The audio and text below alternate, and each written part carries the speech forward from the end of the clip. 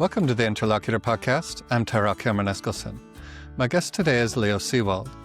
Leo grew up in Vancouver, spent time working in Hong Kong, and now lives in Taiwan as a naturalized citizen. He joins me today to talk about his life in Taiwan and his work as a television host for the Taiwan Plus show called The Happy Fisherman.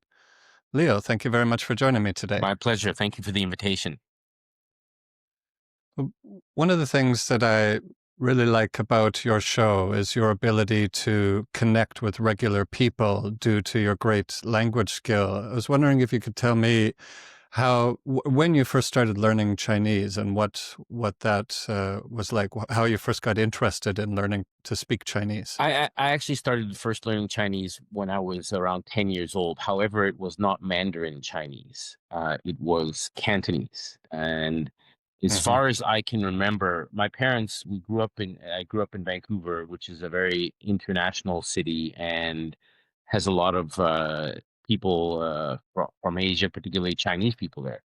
And my parents loved going for Chinese food. We used to go to Chinese food even from a very young age. I think I could use chopsticks by the time I was 5 or 6 years old, because we always ate Chinese food. And I recall thinking to myself that I always was curious to know whether these people were talking about us in the restaurant. So I said to my mom, I'd love to learn Chinese.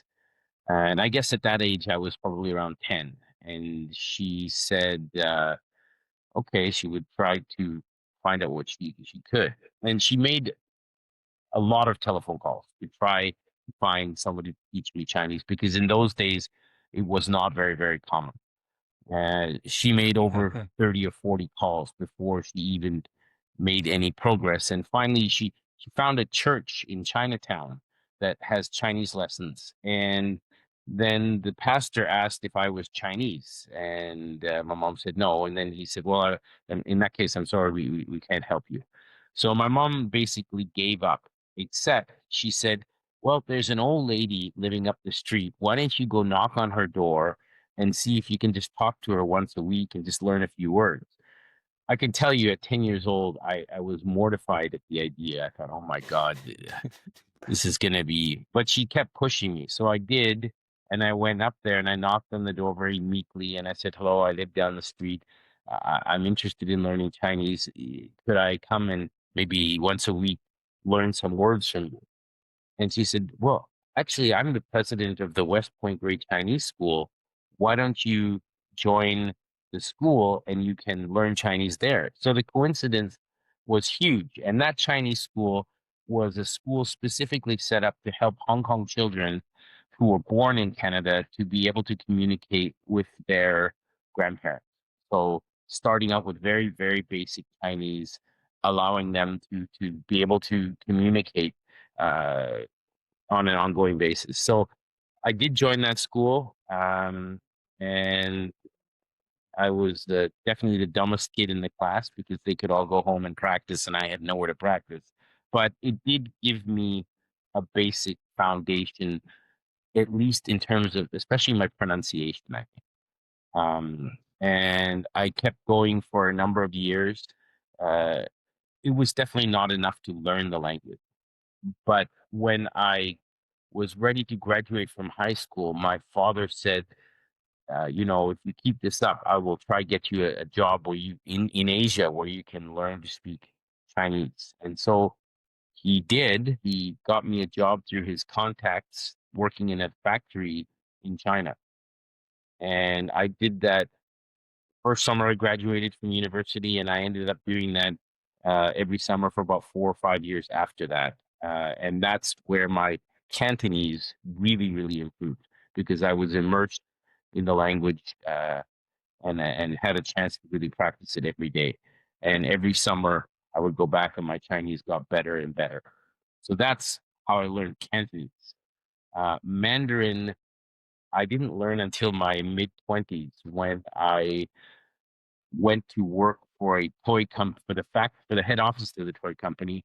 I worked in Hong Kong, and the boss of the factory allowed me to go work in Beijing.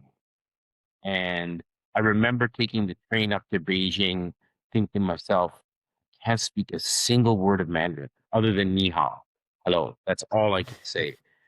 I thought this is going to be insurmountable. But I found within about a month or so, I picked it up relatively quickly, and I spent about 4 months up there, and I had the basics of it, based on Cantonese. So that's where I learned Mandarin. And then, of course, living in Taiwan, my Chinese improved. Later on, after I graduated from law school, I actually worked in Hong Kong. Most of my work was China oriented. I did foreign direct investment into China, so I had a lot more opportunity to speak Mandarin, and that's where really my Mandarin picked up. So that's basically how I learned Chinese. Wow. So I never studied it And formally. So that's the one thing I have to say. I have a very strong opinion about learning Chinese because I think people spend too much time on the tones. I think if mhm. you learn it by just sentence by sentence, you might enjoy yourself more and therefore learn it more easily.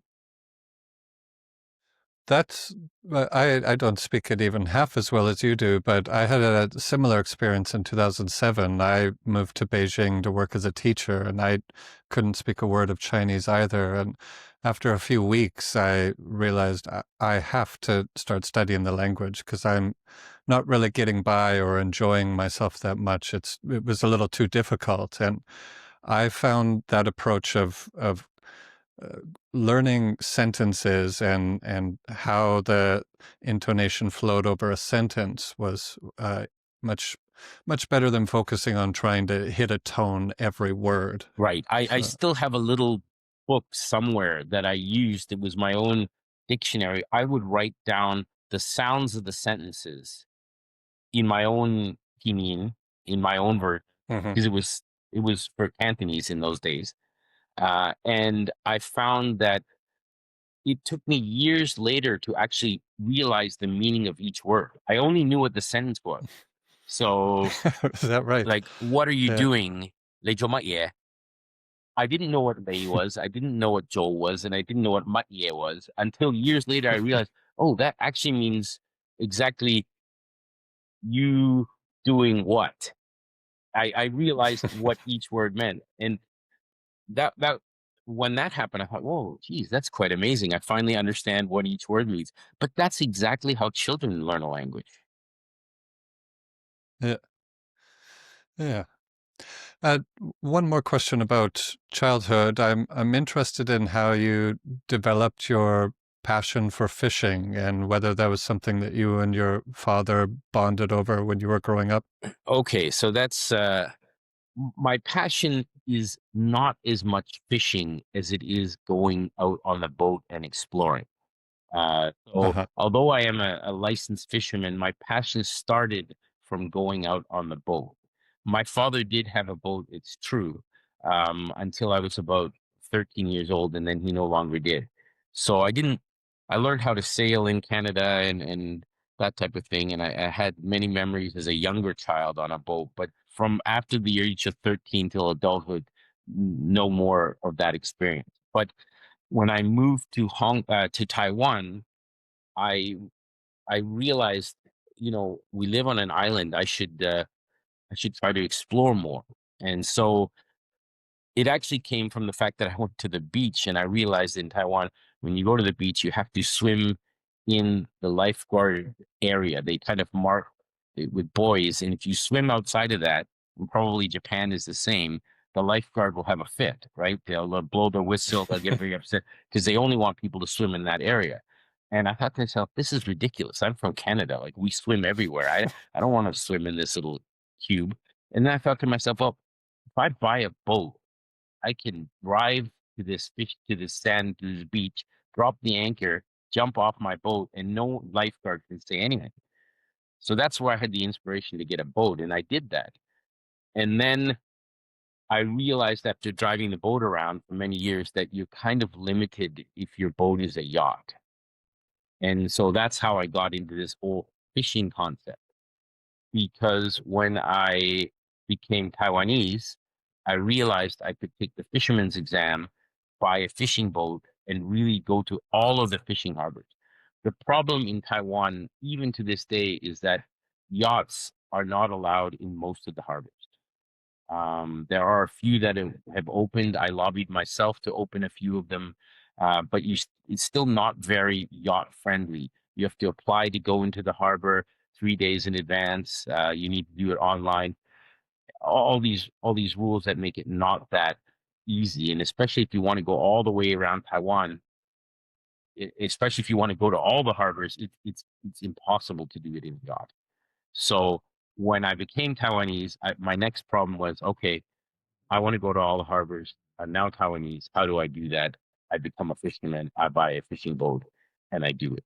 And that's how the fishing thing started. And then the show Hmm. is kind of evolution of that as well, because I thought, oh, Taiwan actually has 200 plus harbors. Probably no one has been to all these harbors, because if you're fishing, you have no time to fool around like that.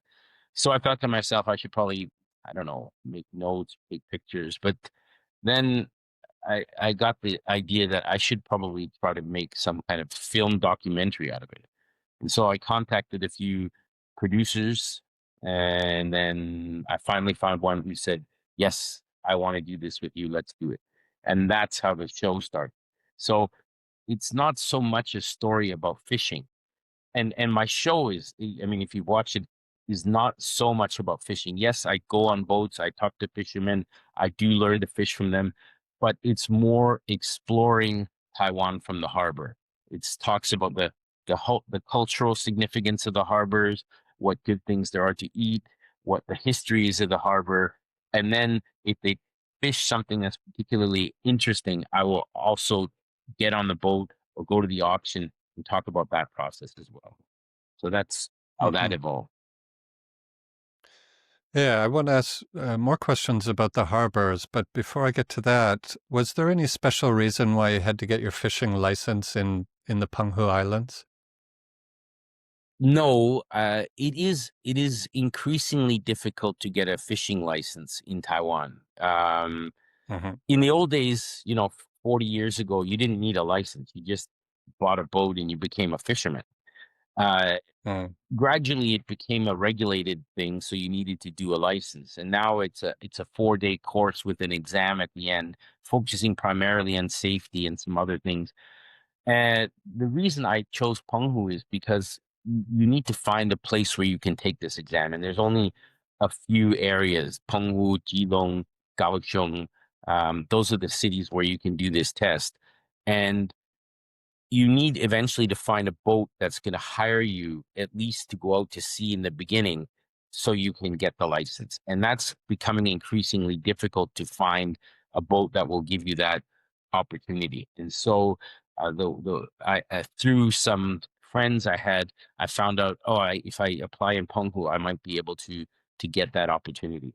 And Penghu is particularly difficult because I think they only have the exam once a year or something like that. So Mm. that's why I ended up in Penghu. For those who don't know, Penghu is an island halfway between Taiwan and mainland China. Um, that is also where I ended up buying my boat. So to this day, I have a special place in my heart for Penghu. Hmm.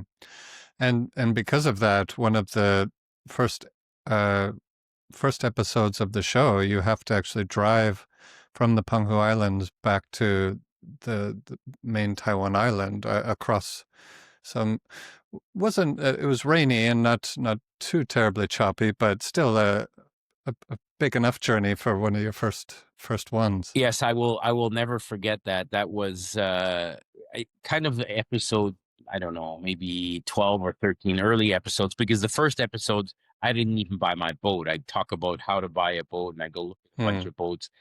But that first trip, correct, we ended up going to Jiayi Budai. And what was remarkable about that trip is, as you said, it was extremely rainy and foggy. And Jiayi Budai is a place in Taiwan where we have an aquaculture industry of oyster beds, and these oyster beds, they're on little pods, floating bamboo pods, and they're everywhere.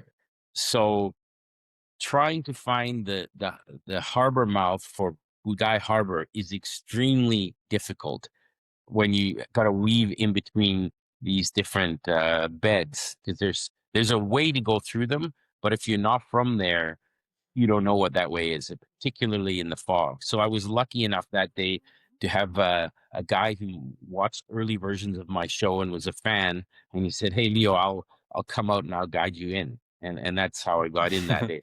So that Budai part, Jai Budai, if you go there in the sunny day, it's okay.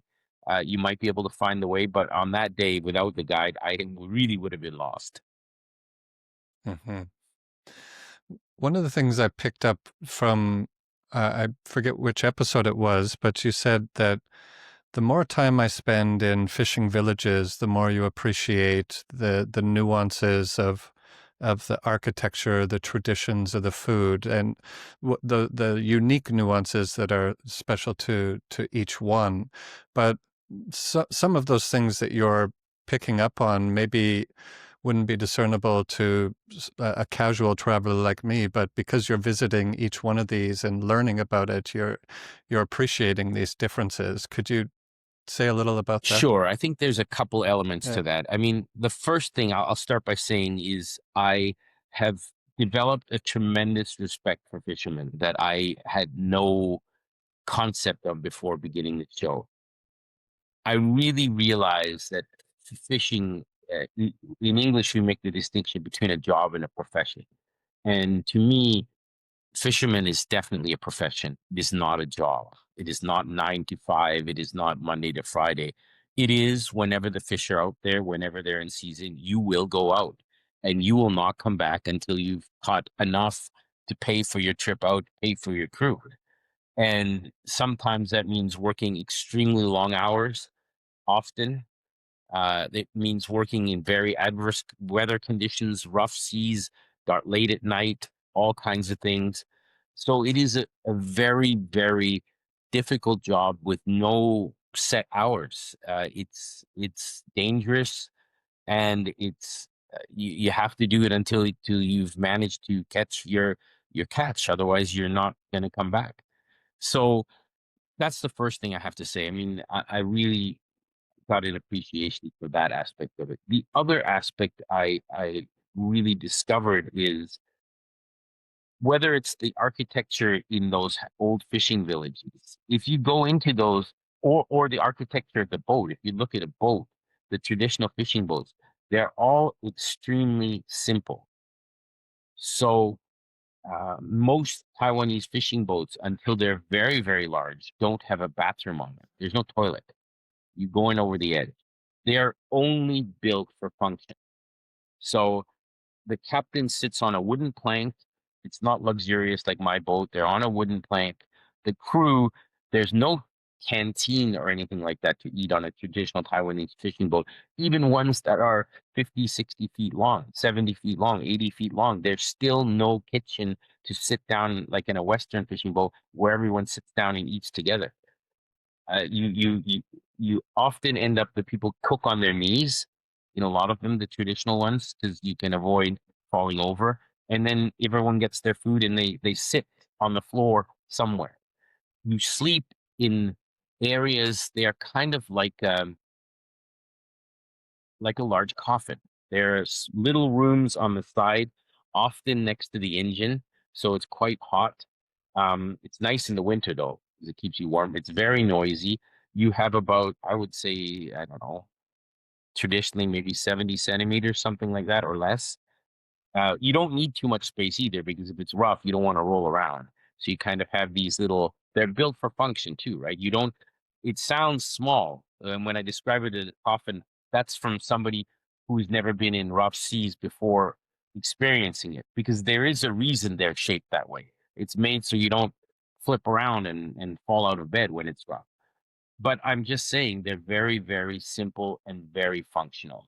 Now, more and more, they have air conditioning, which is good. Traditionally, they didn't.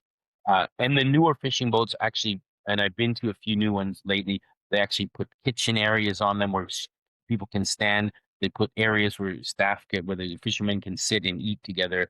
That's starting to happen now on the newer boats, but an old boat certainly won't have that. And they're also adding toilets onto them, which they didn't in the past.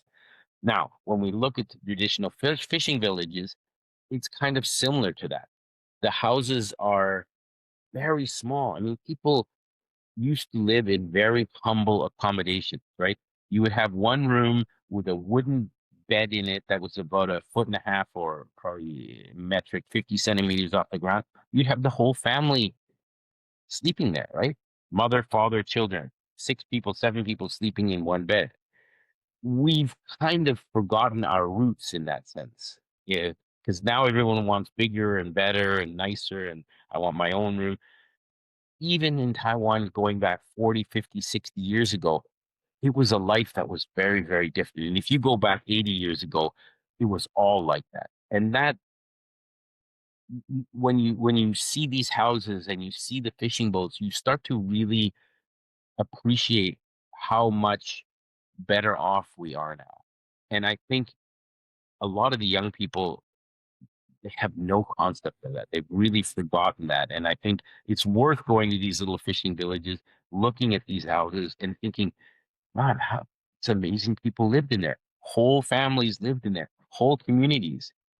And I also think they actually lived very happy lives. If you talk to these fishermen about their childhood, uh, you know, these old fishing villages were very vibrant places. Families all getting together, families eating with each other. It was quite a vibrant and amazing place to be. And you talk to the old fishermen; they often have almost a tear in their eye when they talk about their childhood. So that's what I was talking about when I say you really appreciate things from a different context. Hmm. Do you have any insights into when I was watching Li Ming Sun's show called See You at the Market? One of the things he was seeing as he was going around the different markets was that they didn't necessarily want the younger generations to take over. In some cases, they did, but they were also happy if the next generation could go on and do a different kind of profession. Have you been have you gained any insight into how that's working in the fishing industry? Yes, Are you the younger generations following into it? fathers and mothers always want their children to have better lives than they did. So they try to guide them in Yeah. different directions. And, you know, 20, 30 years ago, if you had a degree at university, you were going to be somebody. Like you had a path, guaranteed path to success. So I think traditionally, you definitely had parents who were fishermen, and say to their children, "Hey, don't go into this business." And I think that's one of the reasons you have a large portion of the young people that don't want to. But I think that view kind of deserves to be looked at again nowadays, particularly in the very current generation where getting a university degree gives you absolutely guarantee of nothing. So Yeah. you have the choice of working at 7-Eleven, that's we always joke about, and getting air conditioning at your work spot. That seems fine for a short run, but I don't think it's really going to sustain you for the long run. So we have to look at professions again, and I think we need to get young people looking at fishing again. Uh, there are fewer fish than there were in the past. That's true, but there still are fish, and in the next 10 and 15 years, the generation of fishermen that is going to no longer going to be out to go to sea, no longer going to be able to go to sea is going to be huge because a lot of the fishermen that I meet with, they're in their 50s, 60s, and 70s. Their days are Hmm. numbered. So I think whenever I see young people get into this business, I'm very, very happy because I do think they will have a future for sure. And I also think that AI and other type of technologies make fishing easier and safer than it used to be. You seen on my show the kind of gadgets I have on my boat. I don't know how I'm so impressed at the old fishermen who had nothing other than the compass, and they managed to find their way home at night. Right? It's impressive. Yeah. So I think fishing is not doesn't have to be quite as tough and dangerous as it used to be. But I do think young people should look at that again, and I think schools should start encouraging that again, because there's going to be a need for that industry in the future. Mhm. So, uh, in the recent season of The Happy Fisherman, you completed a series of episodes on the southeast coast, and by going around the southern Cape, completed uh, a full trip around Taiwan in your boat, and that seemed to be a pretty special moment for you. Could you say a little about what that meant to you? Well, absolutely, because it's something I wanted to do with originally with my yacht, and then realized it doesn't work. So when I managed to complete that on the fishing boat, I felt, wow, I really have managed to achieve my dream. Uh, so of course, when you have those moments in your life, you're very, very happy, because you achieve Hmm. what you set out to do. Life doesn't often allow you to do the things you think you can do and you want to do. So when you manage to do one of those, it needs to be celebrated. So I was very, very happy when I made it all the way around Taiwan. And now I have I've been to all the fishing harbors on Taiwan Island, all the fishing harbors on Lanyu and Dudao, and all the harbors on Xiaoliaoqiao. So that is all done. Hmm. I haven't been in all the harbors with my boat because some of them are too small, but I've certainly passed by them and I've gone in and filmed them for people, even if I haven't been able to take the boat in there, because some of them are too silted up or too small or whatever. Can't get in there. But the ones I could go into, I've been in, and so that's a big check mark. So the remaining parts that still need to be done, Penghu, the island from where my boat is from and where I got my fishing license, actually is a group of 90 islands. Isla Pescadores, they call it. And it actually Hmm. has 67 fishing harbors. So I have not done all of those yet. I did go to a bunch of them in September, so that'll be in upcoming episodes. Up to now, amongst the most beautiful parts of Taiwan I have ever seen have been on Penghu. These little islands, these 90 islands, some of them are just extraordinarily beautiful. Some of them used to have massive fishing villages on them, up to 3,000 people. Now there's 5 people, Wow. 20 people on the island. So you can go see these old houses and these old villages with huge dilapidated houses on them from just 50, 60 years ago, where these were all bustling metropolises and are now almost abandoned. So it's very, very interesting to go to these islands. It's not so easy to get to some of them, but tremendously rewarding. Then I also still have to do next year Maju and Jinmen. Those are the islands that are closest to mainland China. I'm very much looking forward to going to those. I've been to them by plane, but never on my own boat. So I'm looking forward. Hmm. And those Penghu fishing villages that you were describing there, one of the most remarkable things about many of them is how they use coral to build their walls and for their houses, and walls to protect their gardens from the wind.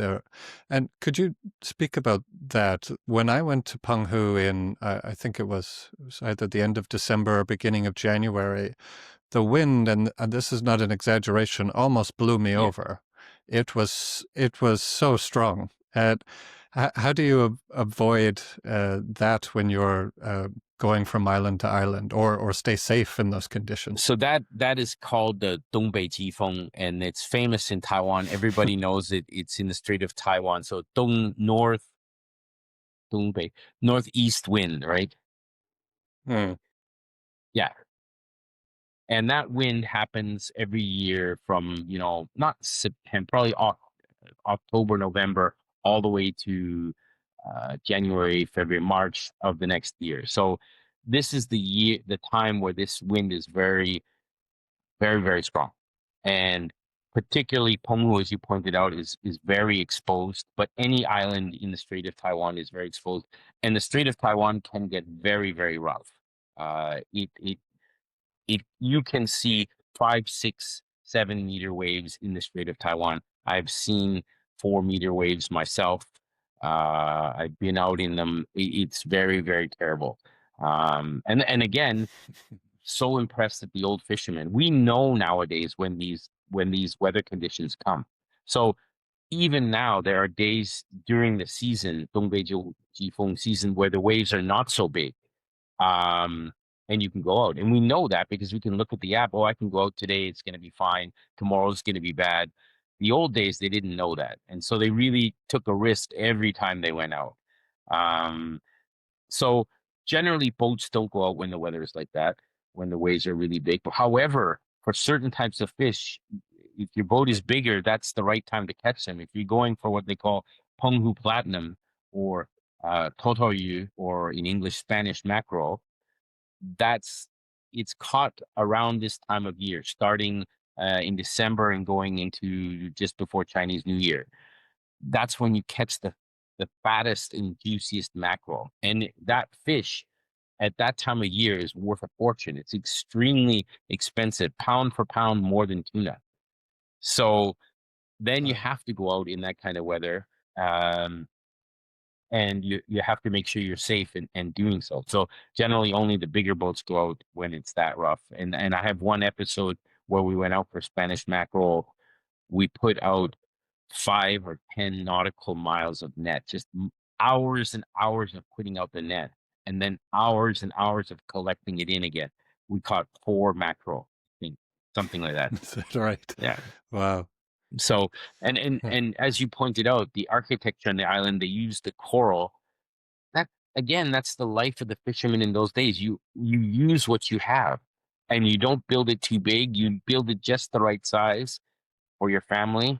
You build, everything was purpose built, and I admire that about the people of old. They built not more than they needed. They built exactly what they needed, and they built it from the local materials. And as you point out, they even put the coal around where they grow vegetables, so the vegetables wouldn't blow away in the windy season.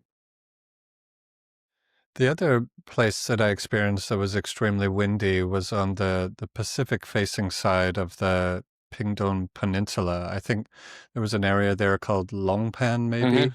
and the wind there was extremely strong. And that's one of the areas where you were just coming around, and the conditions were windy and choppy. And then once you got through that rock formation, then things calmed right down, didn't they? Right, that's right It's at pretty the amazing. Cape Ulambi, the very tip, the Right. southern tip of Taiwan. And it is amazing. I think you can kind of get a sense of it from the video. The watercolor Yep. changes, the wave conditions change almost in a straight line where the two currents come together. So it's or go apart. It is quite amazing phenomenon to see, because all of a sudden you're in this choppy water and you go into the smooth water depending which way you're coming. And yeah, it's very, very noticeable. But that's happens in a lot of places where you have such a large landmass and currents of water either splitting apart or coming together. The water conditions change completely. Mhm.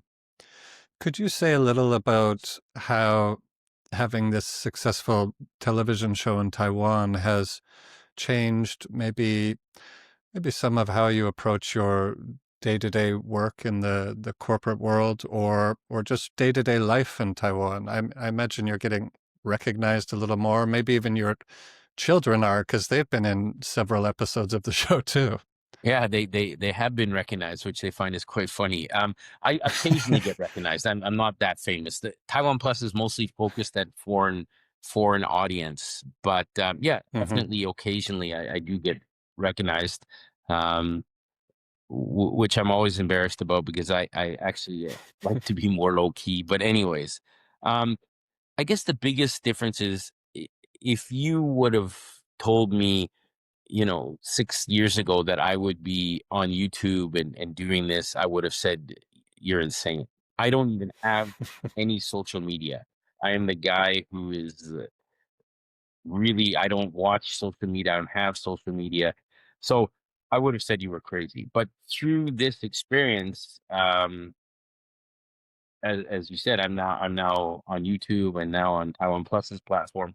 So it's something that happened in my life that I would never have expected to happen. And it's funny, how if you just go with what life has, you'll end up in places you never thought you would be. It has been very rewarding for me on a couple of levels. First of all, my dream of going around the Taiwan island has been fulfilled. That's now the least of it, because although that was a dream, I think the bigger benefit I've got from this whole process is really a much better understanding of Taiwan. And that's something I, I think I think I've seen more of Taiwan than most Taiwanese people. Yeah. And to me, as a new Taiwanese, it's a matter of pride. I feel very, very proud to have had that opportunity. And I've also met some absolutely amazing people through this process. Old fishermen in different fishing harbors. A lot of them have become friends that I keep in touch with regularly. So that to me has been something I never expected, and has really, really changed my life in a lot of ways. It's a segment of the population, coming from the corporate world, you really wouldn't normally have a bunch of fishermen friends, but now I do. Um, the Hmm. other thing that it's changed for me now is my tolerance of bad seafood has gone way down. I know what is good seafood. I only like good seafood now. I've really been treated to the best that you can get in Taiwan, and it is amazing. And that to me has been an amazing experience as well, because we do have very, very good seafood here. And as you know, the Taiwanese way of cooking it is very good. Sashimi, the Japanese way of cooking it, is very good. We have both of those options available to us. And so we eat very, very good seafood in Taiwan. I love that. Yeah. Yeah, and it's a small but interesting part of the show too, because you're often eating some of this fish on camera too, or barbecuing on your boat, which looks quite I fun. love that. Yeah. So we we've sort of already hinted at this, but just to wrap up our conversation, I was hoping you could tell me know, a few things that you have left to do with your show and with your goal of visiting every harbor. You mentioned Matsu and Jinmen, which are a series of islands very close to the Chinese mainland. Uh, is there what other things are you planning to Well, do before I, I've you done a few finish? things that are not on the radar yet. They're going to be released in the coming months and next year. Uh huh. First of all, I'll talk about it because I think people should know. There's been a lot of negative press about uh, the foreign fishermen who help on Taiwanese boats. If you go on most Taiwanese fishing boats, particularly the ones that go long haul, the ones who are out for a month or 2 months or 3 months, but even the ones in harbor, most of the crew are either Indonesian, Vietnamese, or Filipino now, because we have such a shortage of young people doing this. And there has been in the past a lot of negative press about the way they've been treated. And I think that some bad things have definitely happened, and it had to be brought to light. So I think that that's very, very appropriate. But to me, it's gotten to the point where the fishing industry almost has a bad reputation now in Taiwan, because anytime you look up foreign crew, you'll see all these negative stories about bad things that have happened. Again, no doubt that that's true. I know it has, but I also wanted to provide some update to people and provide another point of view. So I work with the fisheries department to make people realize that the fisheries department takes these concerns very seriously, and so do the fishermen. And they've really made a lot of um, effort to make the life of the crews better. I start by saying, when you go on a fishing boat, particularly for a week or a month, you don't have more people than you need, and you don't have less people than you need. You have just the right amount of people, because there's no extra room. There's not even a toilet on there, right? So you your boat is purposely built, your crew is purposely assembled. Each one has a role. You cannot do it less than one less, or you don't need one more. There's no room. So the captain definitely relies on his crew. If you have a problem with a crew member, it's a huge problem. And every captain I've talked to knows that, and they try to make sure that their good crew stay with them for years and years and years. And you will see captains who have crew members from Vietnam or Indonesia, Philippines, who've been with their captains for 4, 5, 6, 7 years. They become like a family. And that's a story I felt that had to be told. I also talk about some of the improvements they're making on the ships to make life better, some of the safety improvements, some of the living quality improvements. So that's one of the things I've done because I felt, yeah, bad things happened. They needed to be brought up. They needed to be addressed. But I also think somebody should talk about some of the efforts that are made to show things are getting better. So I did that program. The other thing I did, which I'm very excited about, which will come out next summer, is I took my show to the Marshall Islands. And as you know, the Marshall Islands is one of the countries that recognizes Taiwan. But even more importantly, it is a country that uh, has a very close relationship with Taiwan on two fronts. First of all, the Marshallese people believe that their origins are Taiwanese from the Taiwanese Aboriginals, so that they originated in Taiwan and sailed 3,000, 4,000 years ago to Marshall Islands. That's the one thing that I think is important. The other thing is in the modern fishing industry, Taiwan has a relatively large offshore fishing fleet that fishes around the Marshall Islands. And they use the Marshall Islands to do the transshipment of fish. So when they fish around the Marshall Islands, the fishing boats come into Majuro Harbor, they unload their fish onto these giant freezer boats, and the freezer boats will then take them for further processing, for canning, for whatever else. So Marshall Islands benefits a lot from the Taiwanese fishing industry because we have all these large boats that go out and fish for 6 months at a time around the Marshall Islands for tuna uh, and the like. So for that reason, I took the show. We did 5 episodes there. These episodes are half an hour each. They're going to be coming out Wow. next summer. So that's how the Mhm. show has taken a slightly different turn. But on the traditional stuff that you just mentioned a minute ago, yes, Maju, Qingmen, and the remaining ports in Penghu all on the menu for next year, and looking very, very forward to completing every harbor in Taiwan. It's going to be a huge milestone for me. It certainly will, and I look forward to seeing those episodes and the ones about the life on the fishing boat and the Marshall Islands sounds interesting as well. So I Should be look very forward to all of interesting. those. Thank you. Yeah.